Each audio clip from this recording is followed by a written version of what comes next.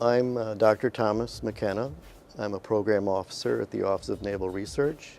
So there's substantial losses incurred when you have a major fire, when you can't suppress it at an early stage. SAFER is the shipboard autonomous firefighting robot.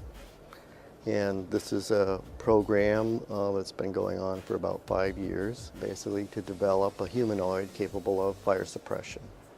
My name is John Farley. I work at the Naval Research Laboratory, and I'm the director of the Shadwell, which is the Navy's fire test ship. If we have a shipboard fire, we have to be able to quickly get it under control and then regain the ship's ability to maintain its fighting mission.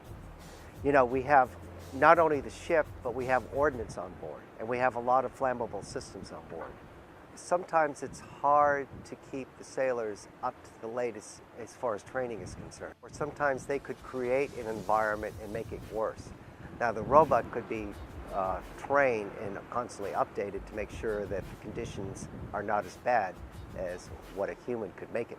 Well, our objectives for the demo on the Shadwell were to show that the robot could walk over what was a very uneven floor, that it could orient itself to the fire, that it could autonomously handle the hose, operate the hose, aim the hose, and suppress the fire, which it succeeded in. I'm Brian Latimer. I'm an associate professor at Virginia Tech in the Department of Mechanical Engineering.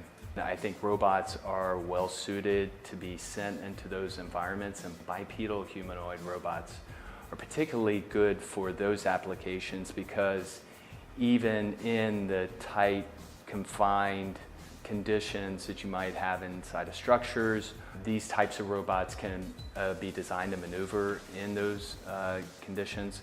SAFER is an electromechanical robot, so it's driven by batteries and all the motors are electrical. So we put a rain gear type suit on the robot just to protect it from those types of basic steam, particulate, and water drop hazards. So we have visible cameras on board the robot.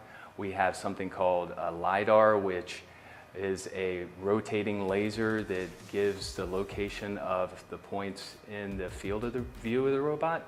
And then lastly, we have stereoscopic thermal imaging cameras that the robot uses to detect and locate the position of a fire so they can suppress it.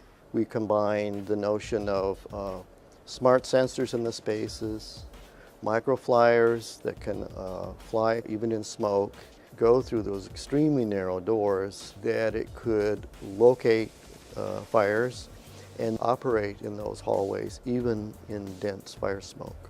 And it succeeded all those tasks. So today was the first time we came on board an actual Navy ship. We were able to do a lot of things today that we hadn't done previously, and we have a lot of hope for new advancements in the future. We have some fundamental issues in robotic mobility that we still have to address, as well as working out the human system integration issues. And we'll continue to advance the capability with better and better demonstrations. At the current time, the robot is teleoperated, so you have operators standing off with the computer console.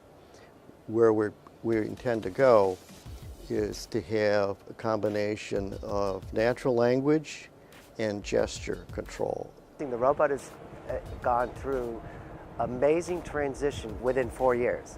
And I think it's a worthy investment for a long-term project. But it's going to take a lot of time, a lot of dedication. And we're working towards human-robot teams, what we call the hybrid force. Humans and robots working together.